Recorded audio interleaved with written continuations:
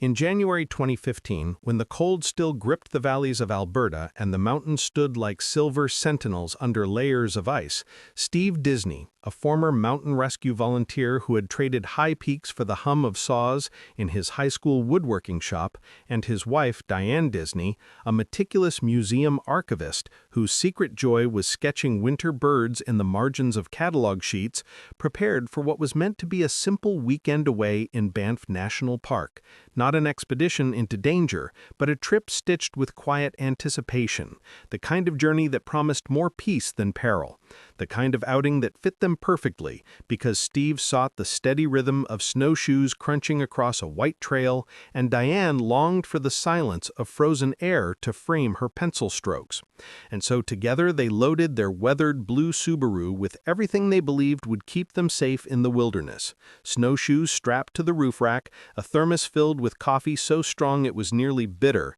emergency blankets folded into the side pouch of a canvas pack, a flare kit Steve had insisted on carrying, though Diane teased him for his devotion to old rescuer habits, a compass marked with scratches from years of use, and a tin box with matches sealed against moisture, while Diane slipped her sketchbook into the front pocket of her jacket as though it were her most essential survival gear, her own talisman against the immensity of the mountains.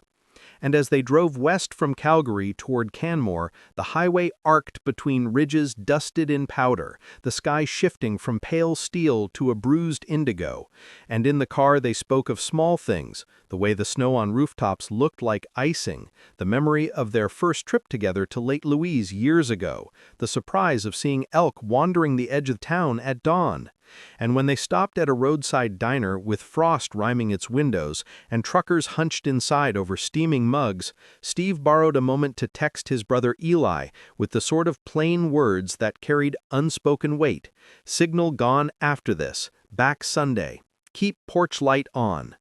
It was the kind of message that seemed casual, but in truth was a line thrown backward into the world, a thread tied to the home they planned to return to, while Diane, in the passenger seat, lifted her phone and captured a photograph of the white trailhead sign buried half in snowdrifts, posting it to her small circle of followers with the caption, "Into the hush of snow. Back soon," a note that read like poetry and a promise all at once. And then they pressed on past the final gas station, the Subaru's tires hissing over salted asphalt, into the narrowing canyon where cliffs crowded the road and the shadows deepened until it felt like driving through the throat of the mountains themselves. And there was no thought of danger, no hint of the weight history would place upon this quiet departure.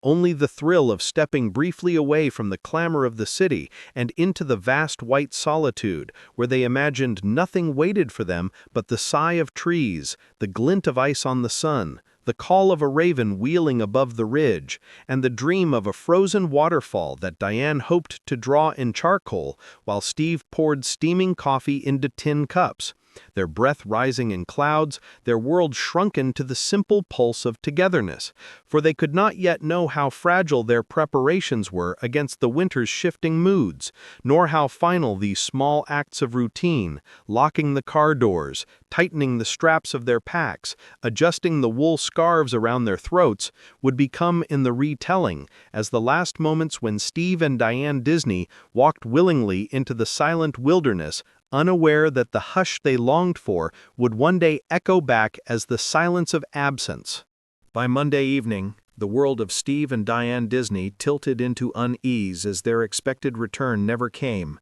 and Eli Disney, Steve's younger brother, who had been the quiet witness to so many of their comings and goings, felt the first thin thread of dread when the porch light he had left burning across the neighborhood remained unanswered by the sound of tires on gravel or boots on steps.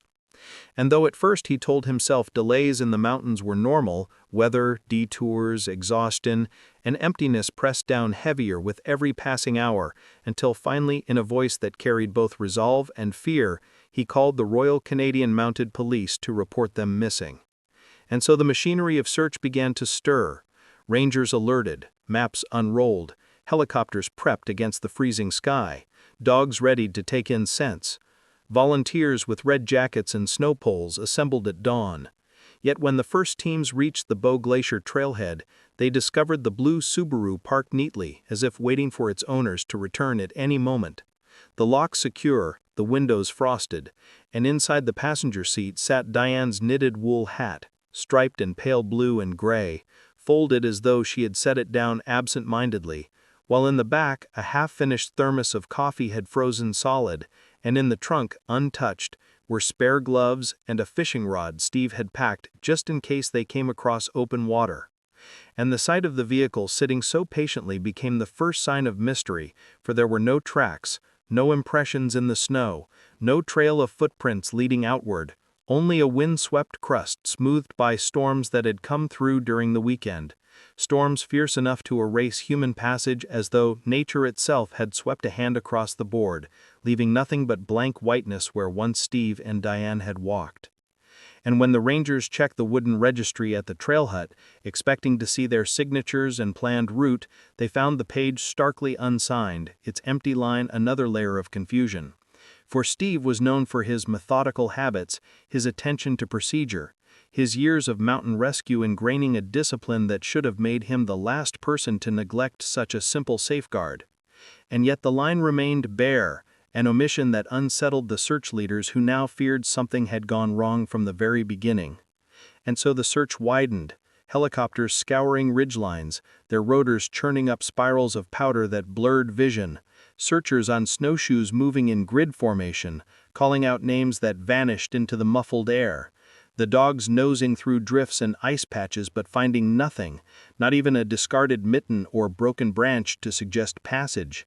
And over the next 10 days the hunt grew desperate as weather worsened, blizzards descending with sleet sharp as needles, fog rolling through valleys so thick that even the blaze-orange jackets of volunteers disappeared a few yards away, grounding helicopters, forcing search parties to huddle in makeshift tents while the mountains groaned under avalanches triggered by the shifting weight of snow. And each morning Eli arrived at the ranger station with his face hollow from sleeplessness, clutching coffee he could not drink, asking if there was news, if they had found footprints, if a scarf or sketchbook or even a single page had turned up. But every answer came back the same: nothing. Only emptiness, only silence. And gradually the official tone changed from hopeful to grim, as coordinators began using the phrase "missing, presumed frozen" in clipped voices that tried to sound professional but rang with futility. And after 2 weeks they wound down the operation, folding up maps, dismissing volunteers, sending dogs back to kennels, while the helicopters were assigned to other emergencies. And though the wilderness had been scoured for miles, the truth remained hidden under ice, sealed away by storms, and so the authorities declared the case closed in the language of bureaucracy, marking it as a loss to the cold, a vanishing into snow. Yet Eli would not yield, he would not surrender to the weight of absence, and he returned home to the quiet house that still held Steve's boots by the door and Diane's sketch pencils scattered across the dining table, leaving everything untouched, refusing to let the world close in on their memory, refusing to extinguish the small hope that, perhaps, somewhere, somehow, his brother and sister-in-law still waited beyond the reach of blizzards, alive in some hidden pocket of wilderness. And every night as the hours dragged toward dawn he kept the porch light burning, a beacon against the void, as though light itself could guide them home across the miles of snow. The disappearance of Steve and Diane Disney moved swiftly from a family's private grief into the glare of public speculation as headlines carried their names across Canada. The image of their smiling faces from holiday cards now printed beside stark captions about vanished hikers. And as reporters gathered outside the ranger station, theories multiplied with unnerving speed. Some claiming a cougar must have struck without warning in the silent forest, others convinced they had succumbed to hypothermia after wandering off trail, while a darker undercurrent whispered of foul play. The idea that perhaps Steve had staged their disappearance, an accusation that found traction among strangers who scoured the internet for scraps of detail they could bend into narratives, twisting his background as a former rescuer into a supposed motive for deceit. And yet those who knew the couple rejected the venom outright, reminding anyone who would listen of their quiet devotion. Evenings spent side by side in the small living room of their Calgary home, Steve sanding pieces of wood into delicate shapes, while Diane filled her sketchbook with patient drawings of chickadees perched in spruce branches. Their lives marked by steadiness, not spectacle. But the noise of speculation could not be silenced, and Eli, who had become the reluctant spokesperson, endured cameras thrust in his face and questions asked with cold detachment about insurance, debts, marital tensions, as though grief were not heavy enough without suspicion layered on top. And in the absence of answers, the public imagination ran wild, filling the silence with conjecture, while Eli clung to the one object that felt real, Diane's sketchbook, retrieved from their home, its final page bearing the faint outline of a ptarmigan's wing, unfinished, as if she had been interrupted mid-stroke. And he would run his hand across the paper late at night, whispering that he would not stop until he knew the truth. And so he became the engine of persistence, chasing every lead, no matter how fragile. A smoke sighting beyond Bow Summit in 2016 that sent him trudging into gullies with borrowed snowshoes, a red glove spotted by a child in 2017 that he carried in a bag to experts who confirmed it was nothing more than discarded fabric. Yet still, he refused surrender, traveling to universities to consult with climatologists about shifting snowpack, meeting cartographers to review old maps, pressing retired rangers for stories of forgotten cabins and hidden passes, all while the case grew colder in official files, stored among the dozens of names lost to the Rockies. And through it all, the figure of Steve and Diane seemed to fade in the eyes of the public, their story reduced to a paragraph on anniversary articles. But not for Eli, who carried their absence like a permanent weight in his chest, who refused to accept the polite closure offered by memorial services and official pronouncements. For to him they were not symbols of wilderness risk or cautionary tales about hubris. They were his brother and sister-in-law, flesh and blood, people who laughed at shared jokes and drank tea in quiet evenings, people whose home now sat frozen in time with curtains half drawn and coats still on hooks, a home that seemed to breathe with ghosts. And though exhaustion pressed against him, he never allowed himself to stop, because he believed with a kind of ferocity that if he surrendered, then Steve and Diane would be lost entirely, swallowed not only by snow, but by forgetfulness. And so he endured, a solitary sentinel against the fading of memory, while the mountains loomed indifferent, their peaks sharp and white against the sky, holding their secrets beneath layers of ice and silence. In the winter of 2018, after 3 years of silence and failed trails, the case of Steve and Diane Disney was unexpectedly revived, not by official channels, but by the growing reach of a podcast called White Silence, created by a young journalist named Jonah Wells, who had built a reputation for resurrecting unsolved wilderness disappearances by mixing methodical investigation with the intimacy of storytelling. And when he dedicated a full season to the Disneys, Eli agreed to speak, his voice carrying weariness but also determination, describing in painful detail the last text he had received from Steve and the haunting unfinished sketch in Diane's book. And the audience swelled with listeners who found themselves unable to shake the image of a couple swallowed whole by the Rockies. And the podcast did more than stir sympathy, it drew out fragments of information that had slipped past the first search, one of which was a copy of a map recovered from Steve's home in Calgary, marked with a small circle in pencil around a narrow side valley northwest of Bow Glacier, a place that had never been thoroughly searched due to storms at the time of the disappearance. And when Jonah aired this discovery, a retired ranger named Malcolm Haynes contacted him, recalling from decades earlier a derelict trapper's hut tucked into a fold of land near Crowfoot Pass, not officially marked on park maps and often buried by drifts in winter, a location that might intersect with the circles Steve had drawn. and the lead electrified Eli, who organized a small expedition of volunteers and local climbers once the spring thaw softened the snowfields. And so in May, a team of 2 experienced hikers made their way into the valley, navigating creeks swollen with meltwater and ridges slicked with ice,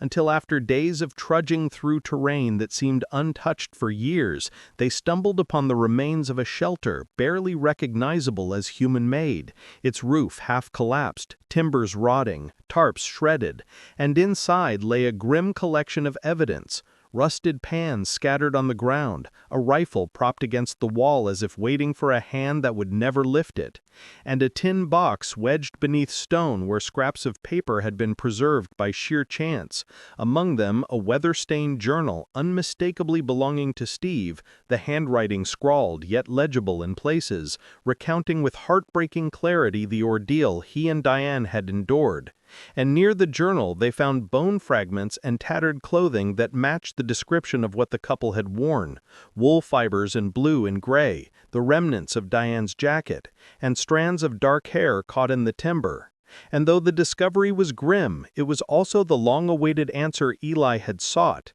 because the journal filled in the void left by years of speculation, describing how Steve and Diane had been caught in fog that erased all landmarks, how his compass had spun unreliable in the shifting storm, how they had wandered off the main trail and descended into the wrong valley where the landscape offered no familiar markers, forcing them to make camp in the forgotten hut. And though they fought to survive, rationing the small food they carried, melting snow for water, attempting to fish in the creek, they found themselves weakening as storms closed in, Steve writing with mounting guilt that he had led them astray, apologizing to Diane in pages that grew more fragmented as hunger and cold gnawed at them, while Diane herself sketched faint outlines of ridges and trees, notes of love directed to Eli, testimony that she held hope even as her body failed. And the entries revealed the final blow, when Steve, attempting to gather wood near a ravine, slipped on ice and suffered a fall that left him broken and unable to move. And Diane, alone in the hut, grew weaker until her words dwindled to single sentences, her last sketch nothing more than a snow-laden spruce half completed. And then silence. And when the team carried the journal and remains back down from the hut, Eli accompanied them, climbing the treacherous path himself, standing inside the ruin where his brother and sister-in-law had drawn their final breaths, feeling both the crushing weight of loss and the release of finally knowing. And there, on the hearthstone of the collapsed shelter, he placed Diane's wedding ring, which he had kept in his pocket for years as a symbol of unfinished mourning, leaving it as a tribute in the place where their story ended.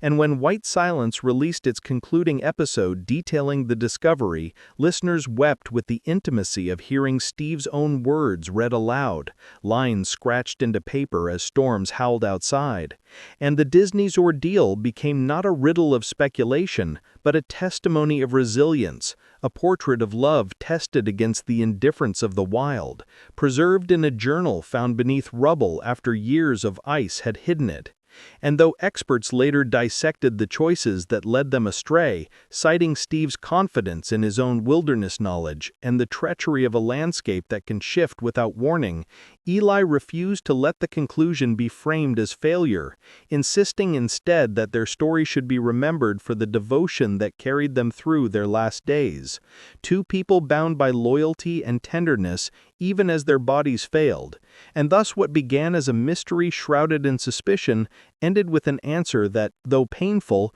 carried the dignity of truth, closing the long arc of silence with the sound of words recovered from the snow. The aftermath of the discovery of Steve and Diane Disney's final refuge unfolded not in a blaze of sensational headlines, but in the quiet ripples of grief and remembrance that spread outward from the small circle of those who had loved them. And for Eli, the moment of closure did not arrive all at once, but in waves, beginning when he stood before reporters and confirmed, in a voice roughened by exhaustion, that his brother and sister-in-law had been found, his words carrying no triumph, only the gravity of truth. And later, when he sat alone in his car with Steve's journal resting in his lap, running his fingers across the cracked cover, he felt both a crushing weight and an unexpected lightness. For though the pages inside told of hunger, cold, and sorrow, they also contained undeniable proof that Steve and Diane had clung to one another until the end, their bond not broken by the mountains or the storms. And that knowledge gave him a measure of peace that no official statement ever could. And as the podcast White Silence released its final episode, listeners across the country heard excerpts from the journal read in solemn tones, lines like, "I led us wrong," and "Tell Eli I love him," which pierced through the noise of everyday life and reminded thousands of strangers that the Disneys were not characters in a tale of misadventure, but real people whose love endured against impossible odds. And in Banff itself, the park rangers who had once searched in vain returned to the site with Eli to erect a small plaque at the visitor center, a modest bronze plate engraved with the words, "Steve and Diane Disney, lost to the snow, bound by love," a tribute not to failure but to perseverance. And there was a memorial service in Calgary where friends and neighbors filled the modest church with photographs of the couple, images of Steve teaching students to carve wood, of Diane standing proudly in front of museum shelves stacked with artifacts, of the two of them laughing during a camping trip long before the tragedy. And people spoke not of the mystery that had consumed them, but of their warmth, their generosity, their habit of making everyone around them feel seen. And as Eli listened to these voices, he felt the sharpness of loss ease slightly, replaced by the steady glow of memory. Though at night he still returned to the empty house they had left behind, where their coach remained on the hooks, and mugs still sat in cupboards, and he would walk room to room whispering as if they could hear, until finally he began to sort through their belongings, not to erase them, but to preserve what mattered most, setting aside Diane's sketchbooks in boxes lined with tissue, keeping Steve's pocket knife polished, placing them in his own home where they would remain as anchors against forgetting.